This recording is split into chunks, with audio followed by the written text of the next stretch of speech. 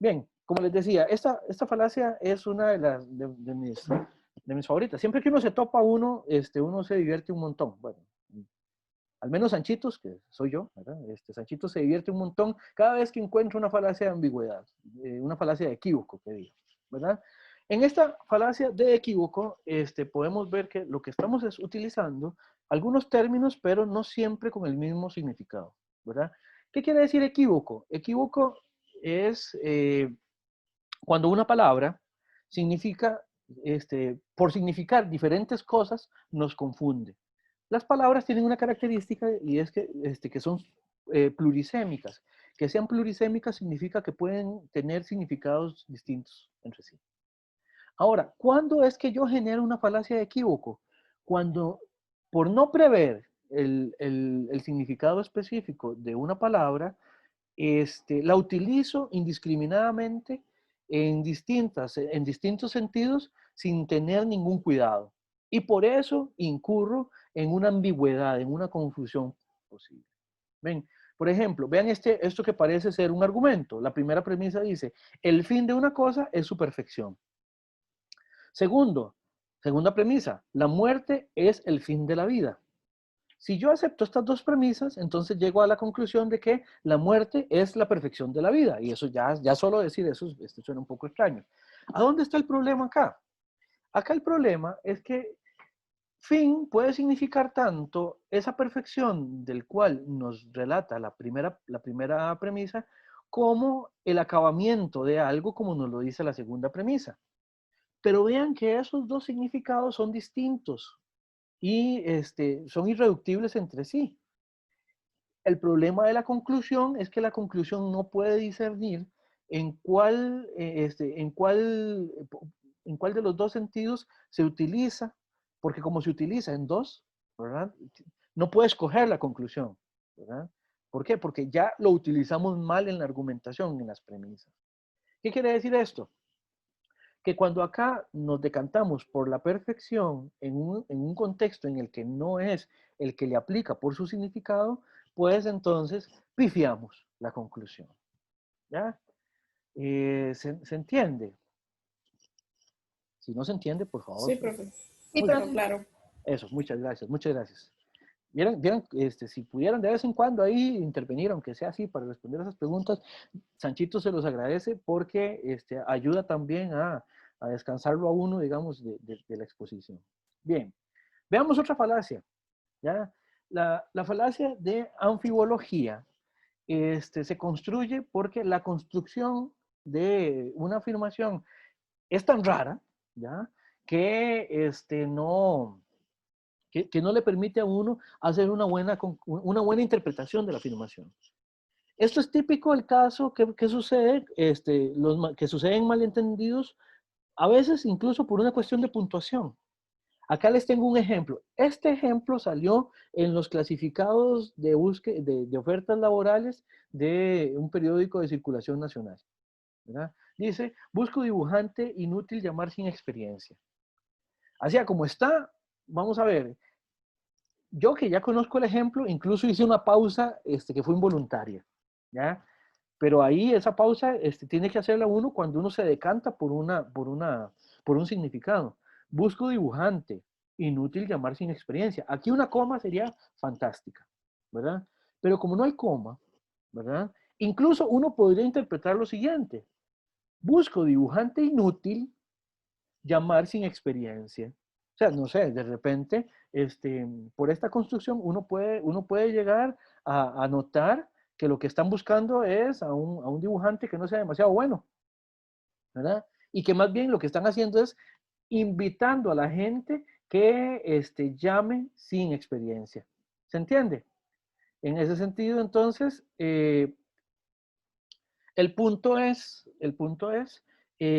si uno no tiene cuidado cuando argumenta, puede generar estos malentendidos, ¿ya? Es como cuando uno ve anuncios, por ejemplo, se venden zapatos para chiquitos con cara de animalitos. Ese es otro ejemplo de una anfibología. O se vende cama para niño de hierro. Ven, por cómo está construida la afirmación, parece ser que los zapatos que venden tienen que ser para niños con apariencia extraña, y la segunda para niños cuya composición es extraña también. ¿Lo ven? Entonces, bueno, ya llevamos dos falacias. Veamos una tercera. La falacia de énfasis. Esta ustedes se la topaban, me imagino, a cada rato en los supermercados. Simplemente hacemos un acento bastante grande sobre algún elemento que por algún tipo de conveniencia, por decirlo de alguna manera, la resaltamos. ¿Ya? Por ejemplo, en los supermercados, no sé si ustedes han visto que todo termina como en 90, 95, qué sé yo, algo vale, está en oferta y vale 3.990, 3.995. Eso lo utilizan mucho en mercadotecnia. ¿Por qué? Porque si el precio empieza con un 3, ¿ya? Y no con un 4, por cercano que esté ese precio de 3.990 o 3.995 a los 4.000 colones, para uno como consumidor, especialmente si uno es un consumidor un poco distraído, que el precio empiece en 3.000 y en 4.000 hace alguna diferencia. Porque uno el que mide es el primer número, que es el más significativo para uno, especialmente si, como dije, uno es un poco distraído, ¿verdad? Pero para una empresa cobrarlo en 3.000 o en 4.000 es básicamente lo mismo, le bajan 5 colones y la gran oferta, digamos, o el gran gancho es que está en 3.995. ¿Ven? En este caso, la falacia de énfasis también es utilizar cualquier tipo de medio que distraiga la atención de lo más importante o que de alguna manera, por así decirlo, engañosa, capte nuestra atención, y que por eso nosotros nos quedemos con esa información. En una argumentación esto es crucial. ¿Por qué? Porque si yo puedo, por así decirlo, manipular el argumento de manera que yo lo que presento es solamente lo más importante y eso lo adorno, etcétera, etcétera, y a eso le hago énfasis, de repente yo termino convenciendo a alguien, lo termino persuadiendo, ¿verdad? Independientemente de que realmente la información no era la más adecuada o lo que yo estaba sosteniendo no tenía tanta validez. ¿Sí? En este caso, vean, esto sucedió, esto realmente sucedió en un diario de circulación nacional, que en el titular lo que decía era que por matar gato mata a la mamá. Eso era lo que decía el titular con letras rojas. No les voy a decir cuál diario es porque la gente del diario Extra se puede enojar, ¿verdad? Pero el punto es que, claro, la gente veía por matar un gato mata a la mamá y todo el mundo dice, bueno, esta noticia hay que leerla. Y claro, compraban el periódico y cuando lo veían se daban cuenta de que efectivamente lo que pasó es que un individuo iba a matar a un gato, ¿verdad? Y se equivocó y mató a la mamá, pero era la mamá del gato, ¿ya? Entonces dice todo el mundo muy decepcionado, bueno, no sé, de repente, ¿no? Pero el punto es que todo el mundo lo que pensaba es que había matado a su mamá, ¿sí? En este mismo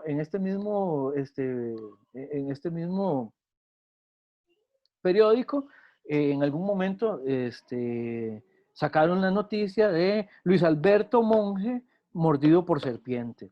Ya, ustedes recordarán que Luis Alberto Monge Álvarez fue un presidente de la República en los años 80, tal vez lo sabrán. Ustedes, yo sé que ustedes son muy jóvenes, pero por lo menos pueden haber escuchado el nombre de Luis Alberto Monge. Y claro, cuando la gente veía en un titular también con letras rojas que Luis Alberto Monge fue mordido por serpiente, pues todo el mundo, obviamente, levantaron ventas. Pero ¿qué es lo que pasa? Después en el cuerpo de la noticia la gente se enteraba de que un trabajador de la bananera tal, de nombre Luis Alberto Monge Gómez, por decir algo, fue mordido por una serpiente, ¿eh? Eso es una falacia de énfasis. ¿Por qué? Porque de alguna manera se logra un cometido resaltando algo que no es lo más de fondo, ¿verdad? Y, y a alguien que está recibiendo la información o el argumento que está un poco despistado, despistada, o que no pone mucha mente en el asunto, eso pues se lo puede llevar en banda, por así decirlo, ¿verdad? Y eso es la falacia de énfasis. Bien, otra falacia de ambigüedad, esta viene en pareja con la falacia que sigue, que es la de composición y división, son dos falacias relacionadas. Veamos primero la de composición. El punto es, una falacia de composición es cuando yo tomo como verdadero, como cierto o como, o tomo un rasgo, por ejemplo, ¿ya? De la parte y la predico del todo. Por eso es que se llama composición. Para distinguir composición de división, aquí simplemente veamos la división cuando algo va o bien del todo a la parte o bien de la parte al todo, ¿verdad? En este sentido, cuando uno compone es cuando toma las partes y a partir de ahí sube al grupo, por así decirlo, o genera el grupo.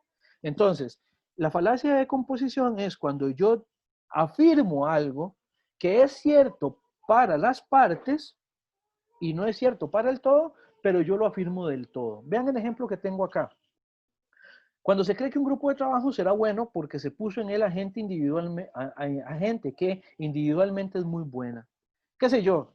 A veces, no sé, a ustedes les habrá tocado en el colegio, no sé si en el primer semestre, ustedes vieron que hay gente que es realmente brillante, es muy buena leyendo, es muy buena sacando conclusiones, es muy buena entendiendo, es muy buena, no sé, poniendo en práctica el conocimiento, ¿verdad?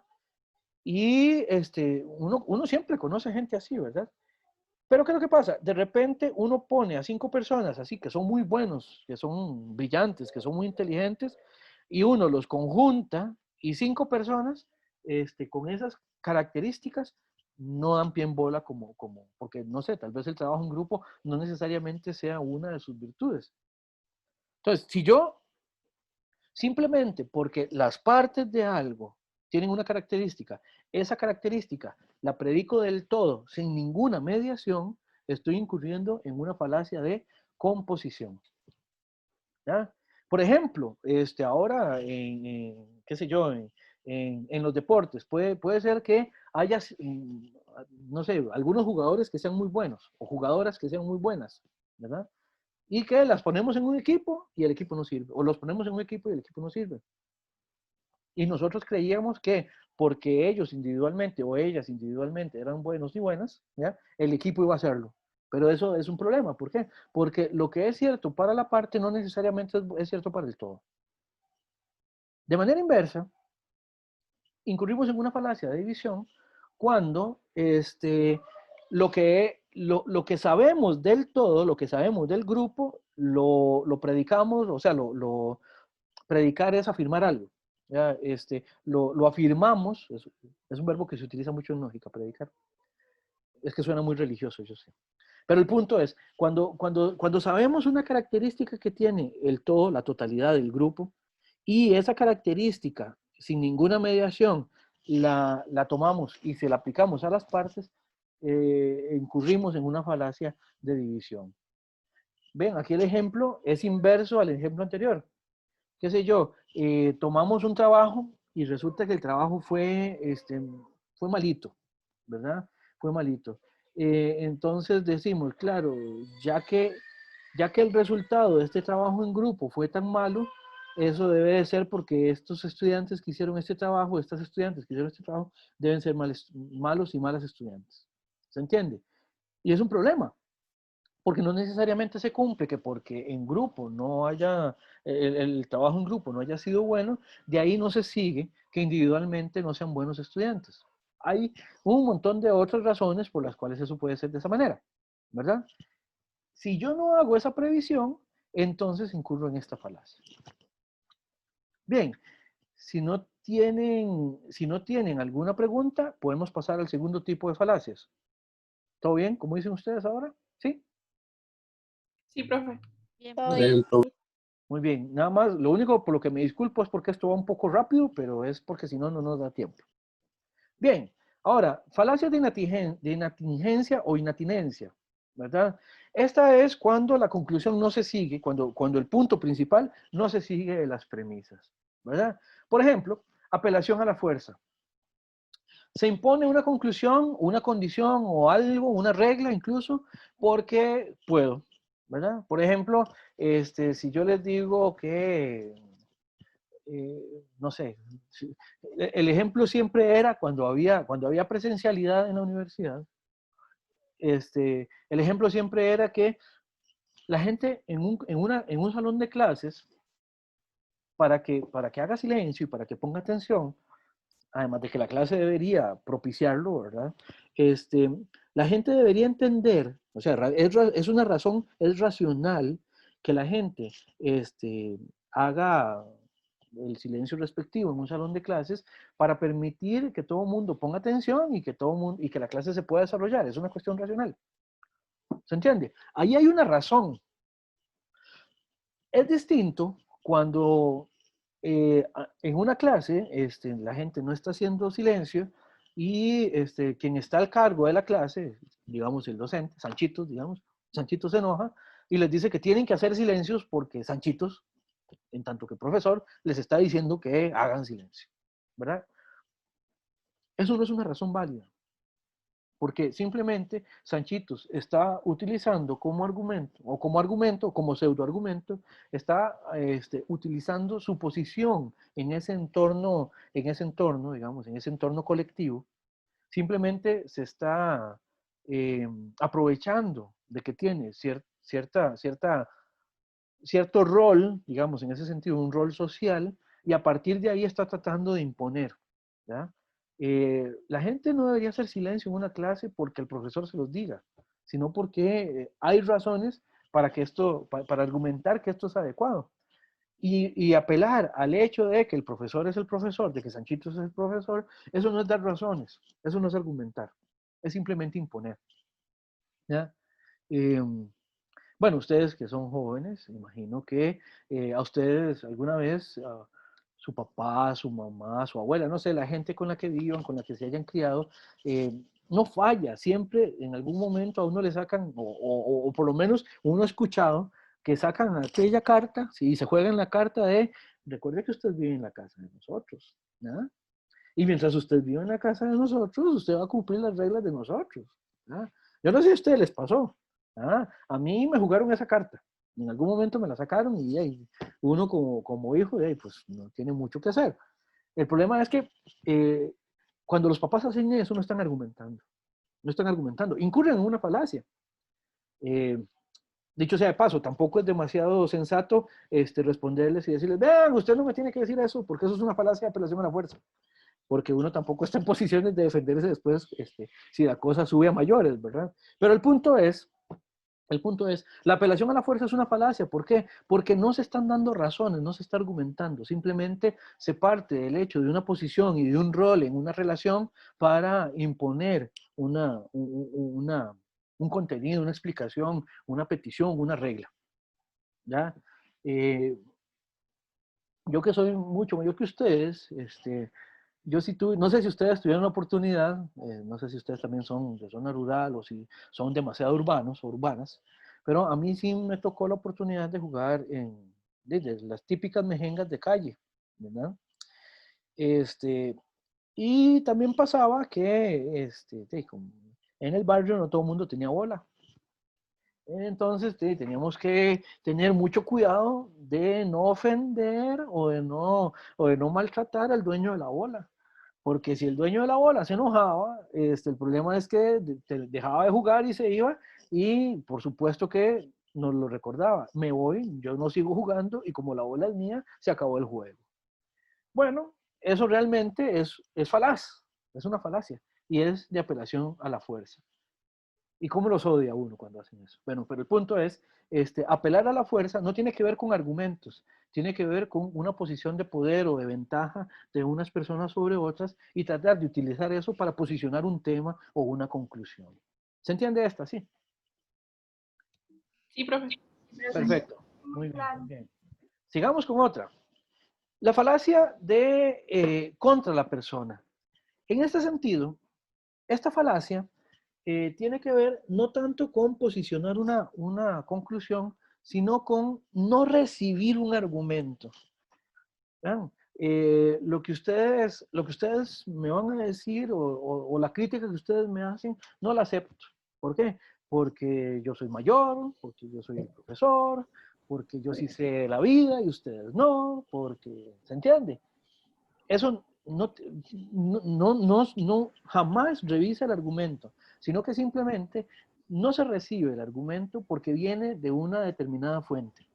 Eso es un problema y se llama falacia contra la persona, en contra de la persona. Esta puede ser circunstancial o puede ser ofensiva. Veamos primero la circunstancial. La circunstancial es cuando yo no recibo un argumento, una explicación o una afirmación de alguien, simplemente porque tiene una característica que, aunque circunstancialmente puede cambiarla, la posee en este momento y en esa me baso para no recibir su información, su argumento, su afirmación, etc. El ejemplo que tengo ahí es de que uno no, si alguien no le hace caso a, me volvió a sonar la chicharra, perdón. Si uno no le hace caso a alguien profesional en nutrición porque está gordito o gordita, ¿verdad? Eh, una persona puede estar muy gordo, pero también saber mucho de cómo la persona puede alimentarse. No lo pone en práctica o puede tener algún otro problema que lo lleva a tener sobrepeso, pero eso no implica que no sepa, ¿verdad? Y si yo no acepto, o si yo no recibo, o si yo rechazo, qué sé yo, lo que me está explicando solamente porque está gordito o gordita, estoy incurriendo en esta falacia.